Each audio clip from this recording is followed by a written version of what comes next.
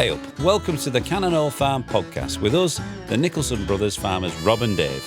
We're two Yorkshire farmers who, along with our dad Roger, brother Rich and the rest of our family, have turned a farm with 2 sheds and a barn into an award-winning tourist attraction.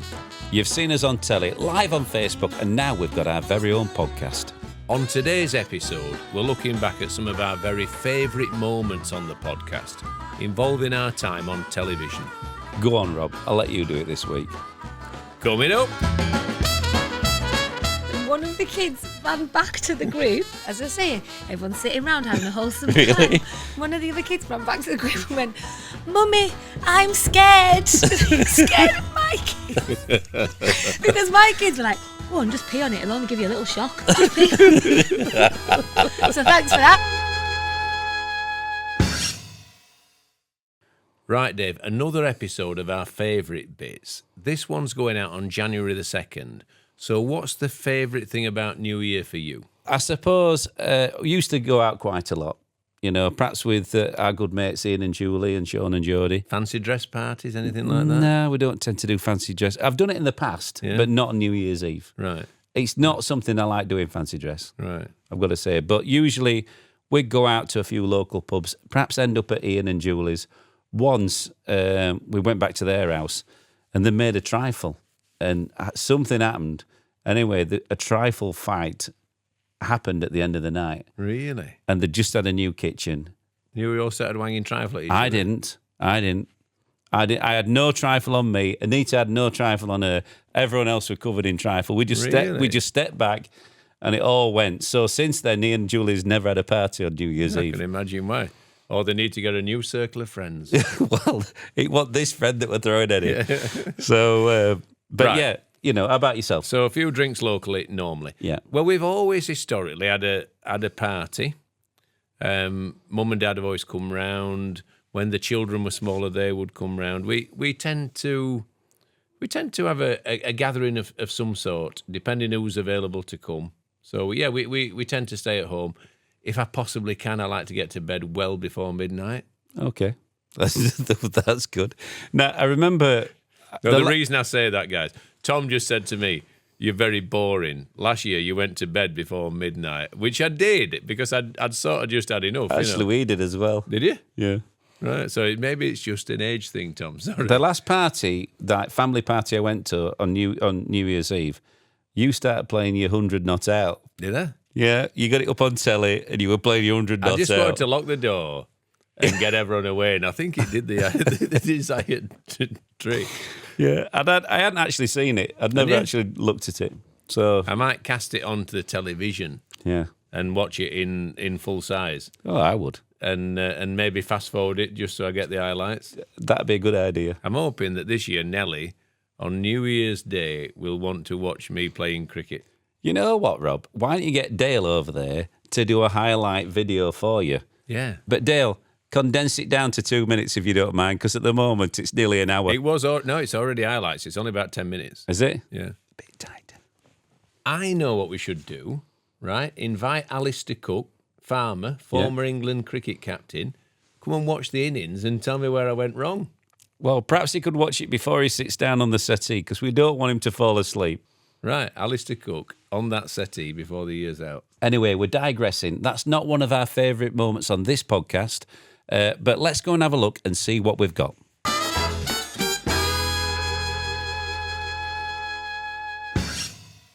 Last week, we looked at the best bits of the podcasts involving our family. This week, it's all about our time in TV. You know, Rob, you don't have to travel to Texas to have the best bits. Sometimes they're here at the farm. Do you remember when we did the conker? Yeah. Right? We went up picking conkers from a tree. Yeah. We both saw one on the floor. It was a big one. It was a beauty. We dived for it, and you bet me to it. I got it. And that conker bet mine. Yeah. So are we inches away from winning? Yeah. So near, but yet so far. Well, perhaps, next year we ought to go again conquering and relive that again. Yeah, it'd be nice to see, right, and I'd love this if this happened in the future.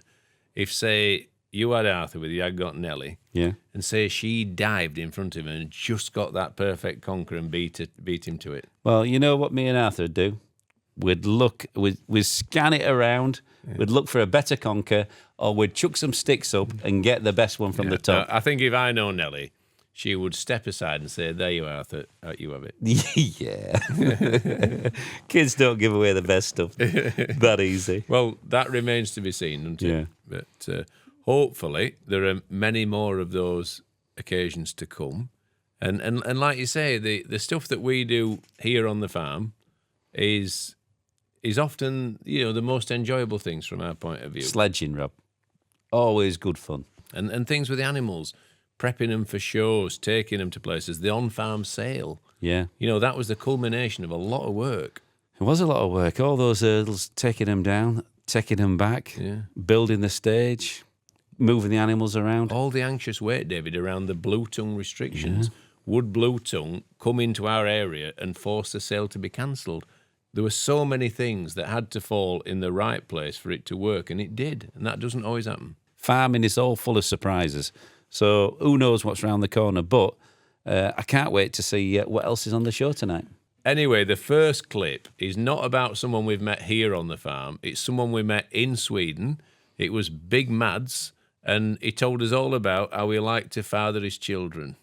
We met a big ex-hockey player called Mads, who he was responsible for the team of dogs, wasn't he? Yeah. And we went to stay at his complex, but they'd had some kind of falling out with him, hadn't they? And the only way that he would take us out on the dog sleds was if we stopped in the yurt, in his Mongolian yurt. Yeah. Talk us through that.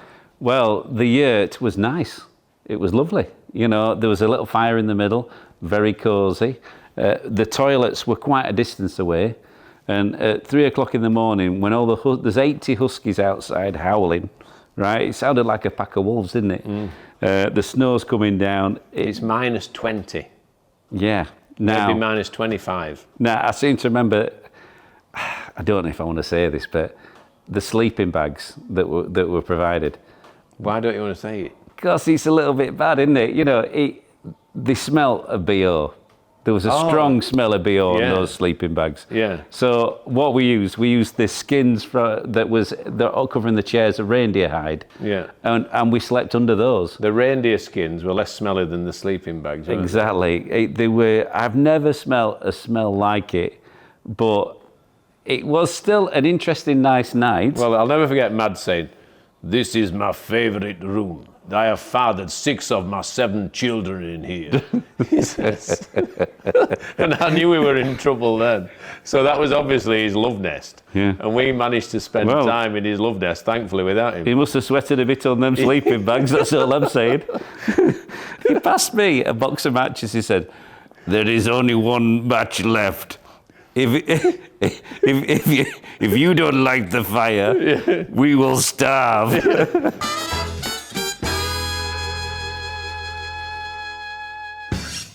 So, Big Mads, what a character he was. He certainly was.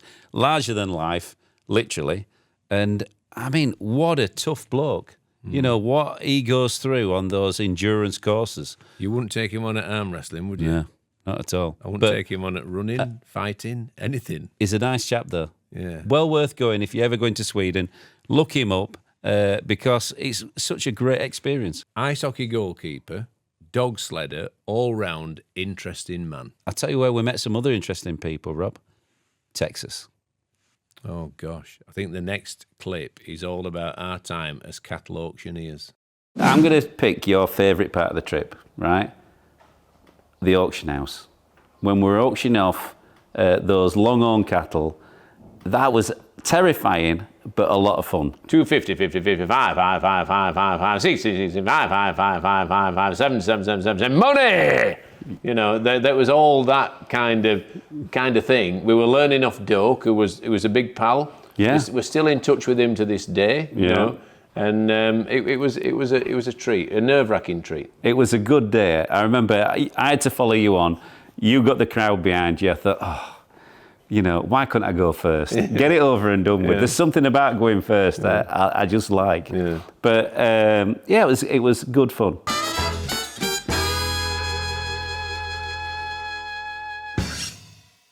I don't think I've ever been more self-conscious as I prepared to take that rostrum, and I really wondered what was going to come out of my mouth.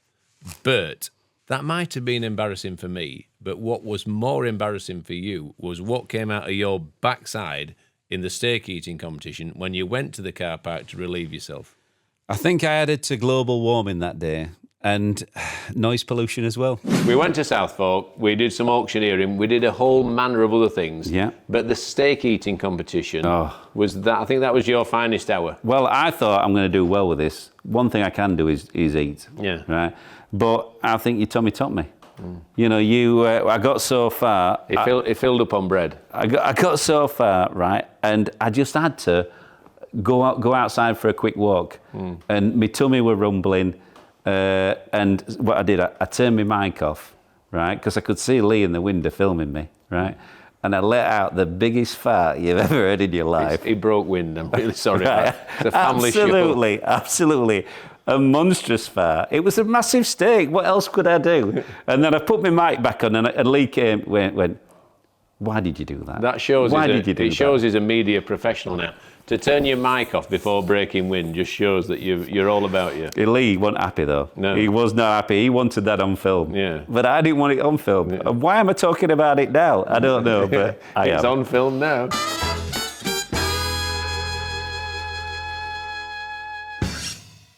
I can't say that you breaking wind was a highlight for me, but what was when you went to Lucy's bedroom at Southfork and you smelt her perfume. I did not. You did. She'd never even been in that bedroom. It's Of all course for she the had. show, wasn't it? It was a funny old house, though, wasn't it? A lot smaller than you expect. Yeah. But you can actually book that, stop there, and you can stop in JR and Sue Ellen's room. Well, I might book you a little spell in Lucy's bed, right? Because I know how much it meant to you.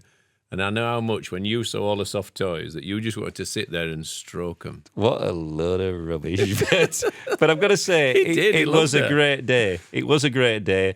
It was a cold day. We're outside, right? David and Lucy sitting in a tree. Kissing. I don't think so.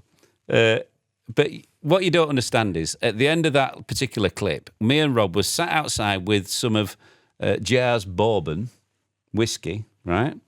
And it was that cold, my hands were shaking, right? I don't even like whiskey, but my hands were shaking.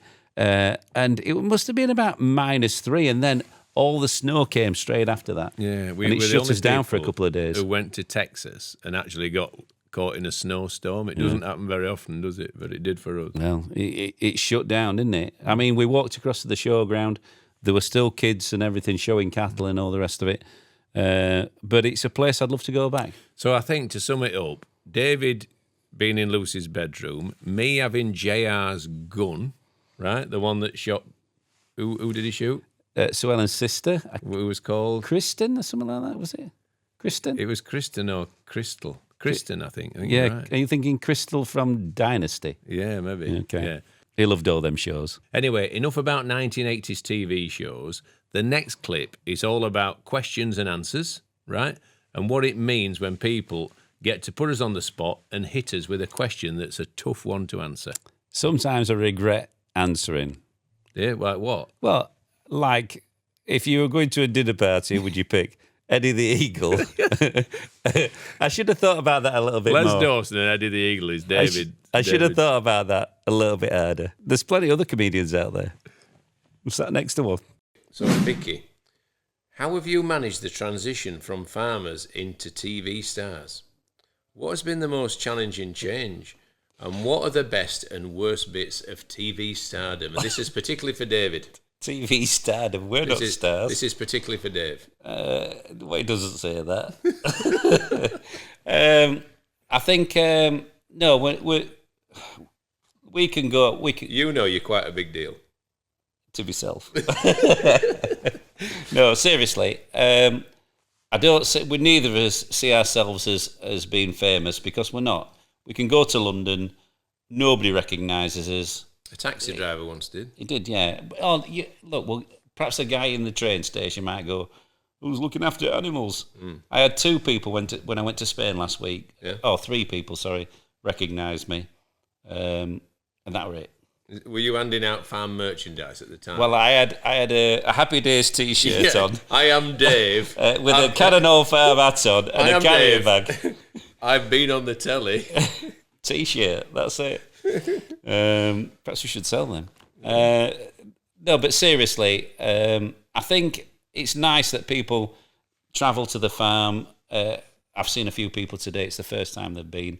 They're very excited to be here, and it's lovely to see that. So that's the best part of it.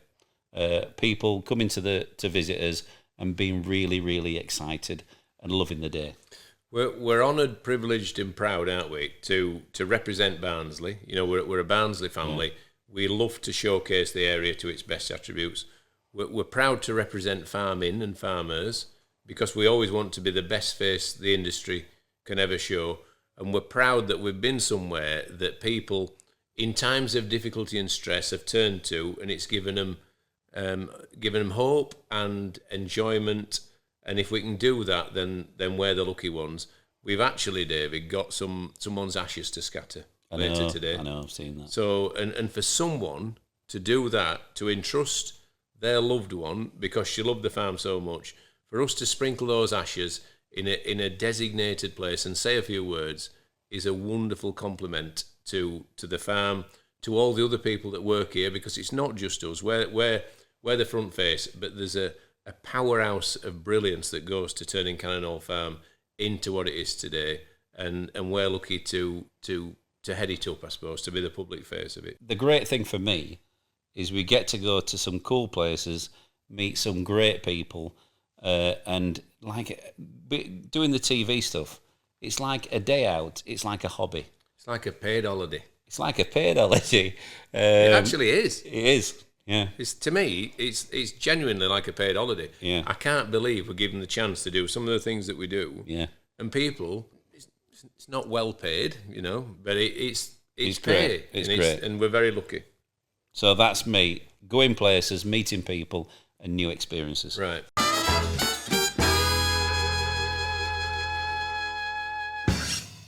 I was proud and humbled to be asked to scatter those ashes. It really did mean a lot. But the next clip is much more in the present day. It's very recent. It's when you decided it was a good idea to go ice swimming in Finland. It was more of a plunge than a swim. Yeah. The only thing I regret is, filling up on the buffet before I went into the water. You would have looked so good if you'd not done that. I'd have been so slim. Yeah. But hey, happy memories, Rob. Yeah. Because 10 minutes after doing it, you felt good.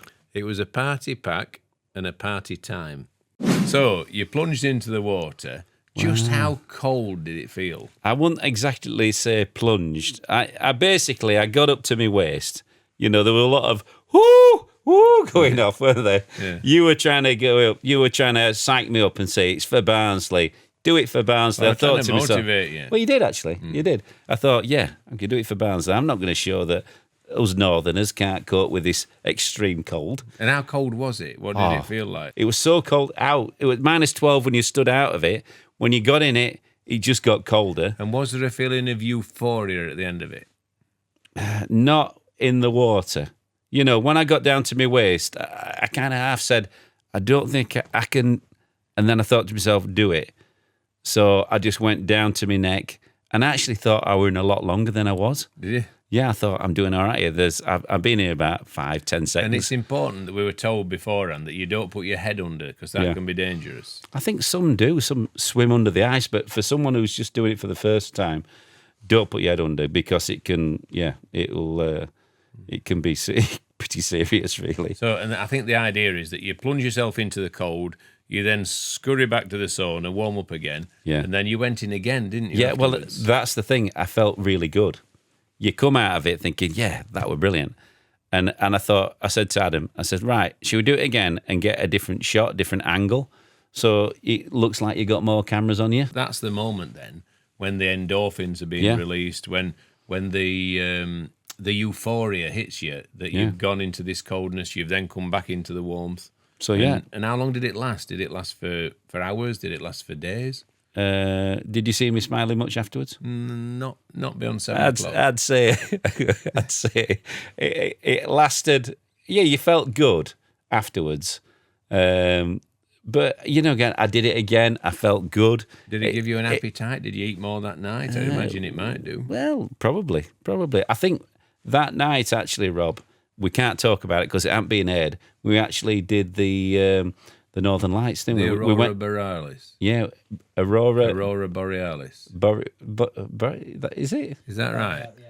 Borealis. Aurora Borealis. Yeah, that's it. I had to do the voiceover for that one, right? And I couldn't say it. Try it again now, the Aurora Borealis.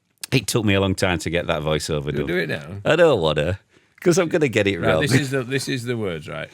Last night we went to see the Aurora Borealis, and the Aurora Borealis was fantastic. Aurora Borealis. Aurora Borealis. So if you're listening to Christmas on the Farm, just listen to my and listen voiceover. to David's voiceover. The Aurora Borealis took a lot of doing. Oh, it did. It did. Go on, say it then. Can I just say it? I had the two worst voiceovers that I could possibly have. I had lots of Finnish words to say on one of them, right? And I had that. It was a shocker. The Aurora Borealis. Yeah, I had that one, Northern Lights. Yeah. I'd rather say Northern Lights, to be honest. But anyway.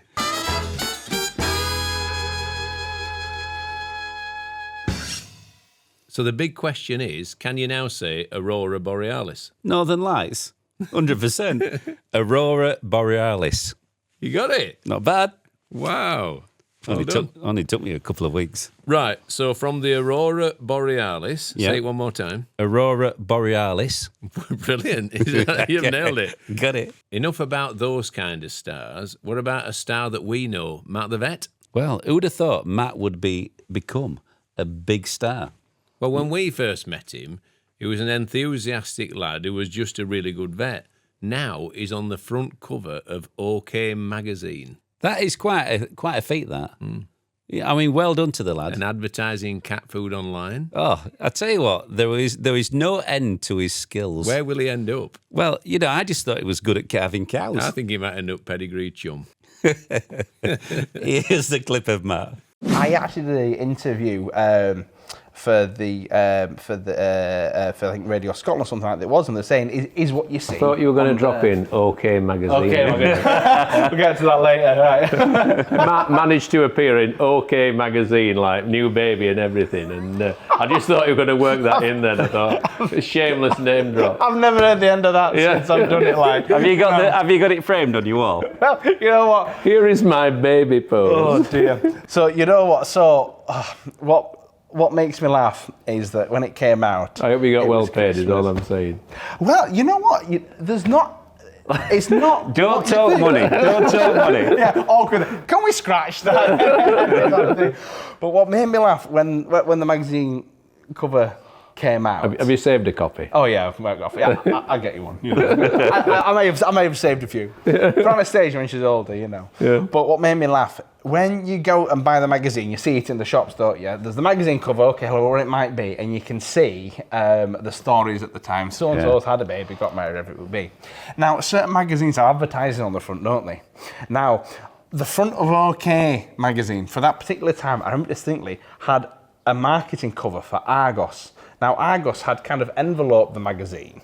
So if you imagine seeing the front of the magazine here, the first half is cut off by a big red piece of paper that says Argos. And at the time, there was Harry and Meghan on the cover. And they'd completely covered Meghan up so you could only see Harry. And in doing that, they'd completely covered me up as well. So all you could see was Prince Harry, Catherine, and Anastasia. Oh, really? So people took my friends took pictures and sent me. It's like, oh mate, you're not in it. What happened? Just Catherine and Harry, and I was like, yeah. Did you run off with Meghan instead? I know, right? I was thinking to myself, I like to think that maybe it wasn't done on purpose, but I don't know whether the Meghan cover thing was because it was all hot stuff at the time, wasn't it? But no, that does crack me up about that OK magazine. I'd forgotten all about that as well.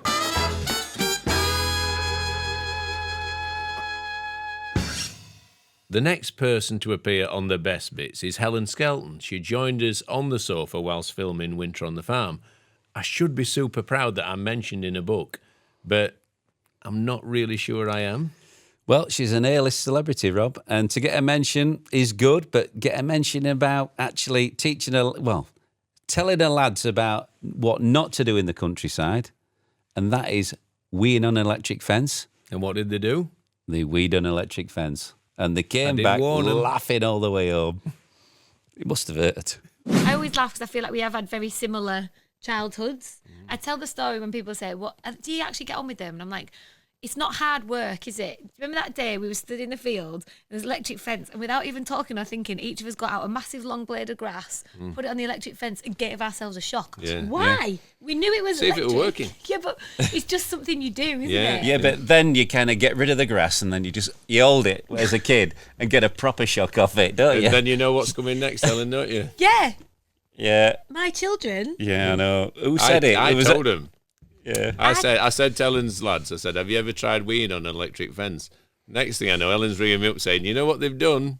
But I wouldn't care if they just weed on electric fence in my dad's field. We were at a campsite with a load of other kids who, let me tell you, have never been anywhere near an electric fence and probably never going to go into the countryside again. They've got PTSD. There was, Yeah, so like literally my auntie and uncle organise this thing every year in Apple Tree Week, and they say, so we sadly lost my cousin a few years ago. I remember you saying. And yeah. in her memory, all of her friends meet at this campsite. So it's a very wholesome, quite emotional weekend. And now all the kids go. My kids, the 2 boys and my daughter wasn't born then, but the boys were off in the corner teaching the kids how to do this. And one of the kids ran back to the group, as I say, everyone's sitting around having a wholesome time.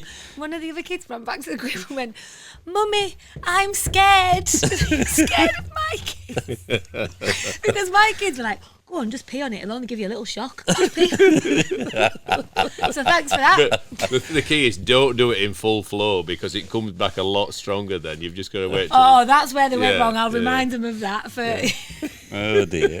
Oh dear. And it actually made that into your book, didn't it? You wrote that about it. all The only thing she had to say about us in all the the book was sincere things we that we've taught the talked kids about how with to pee Helen on over all electric the fence. years. The only thing that made it in was me peeing on an electric fence. But you know, when kids are like just so happy, they were like, Yeah. "He was right. It does He give was you right." a shock right to your earlobes." No, and that's what this life is, isn't it? Mm-hmm. It's those moments, and it was, I'm very grateful for you, Yeah. the influence you have on my children.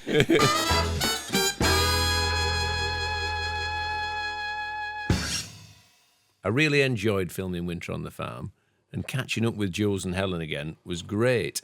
I really felt that we were at ease with them. We got a good chemistry with them, and it came across when I watched it on television. Well, we've been filming with them now for quite a few years. And it's always like, an old mate coming back to see you. We have a laugh. We occasionally go out for a drink or two. It's good fun. And you know what? We're going to be out with them soon because of the TV Choice Awards. Yeah, I did feel at ease, though. I felt at ease in all the chats. Yeah. There was no difficulty. They're very generous with their introductions to us. It's not competitive.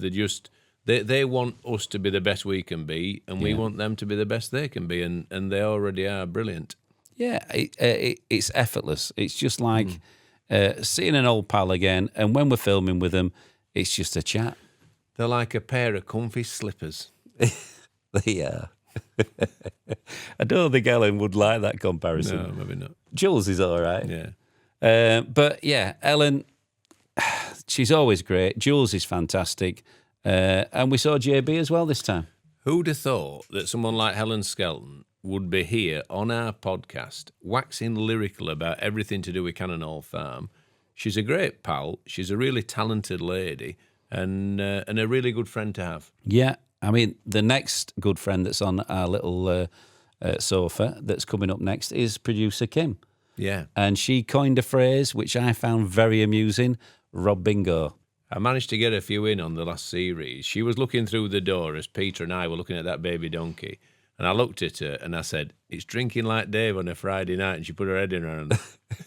I think it's magical. I think in terms of both of your development over Winter on the Farm, Yep. Dave, I think just generally be better. I could do that. We'll keep working on that. And Rob, you've just got to have less cheesy lines. Cheesy line. Yeah.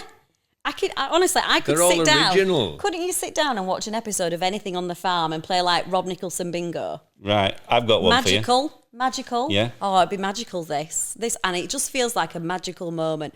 And look at this fall, isn't it magical? Hang on a minute. Oh, heck. Oh, yeah, true. Come on. Oh, heck. True. What else have we got? I've got one. Seminal moment. Yeah. I've got one. I've got another one. Go on. Oh, go on, you go. It's fair to say, if I hear the phrase, it's fair to say on Windsor, Do I people say are getting that? struck off. And Jules are guilty of I've got that. another one. It's being struck off. I've got another one that never makes the cut. Right? Are you ready? Go on. He goes, do you think we should, like someone's listening? He looks over his shoulder. I go like this.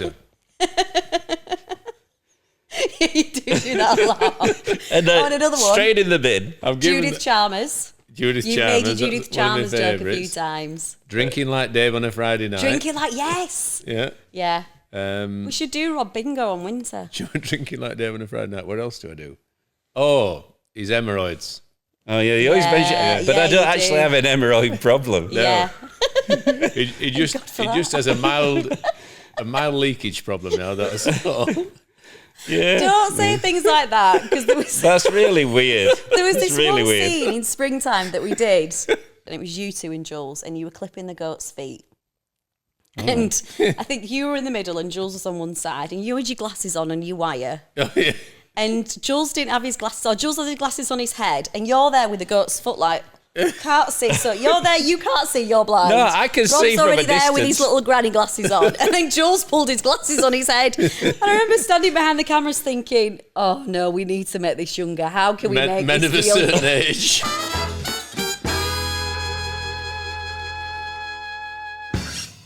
Thanks for listening to this episode of the Cannon Hall Farm podcast. We're going to continue the podcast right into 2025. So make sure you follow us on your podcast provider and subscribe on YouTube. Coming up in the next couple of months, we've got chats with Jules Hudson, our brother Rich, and our manager Carol, who has just retired. But until then, I've been Farmer Rob. I've been Farmer Dave. Bye-bye. Bye-bye.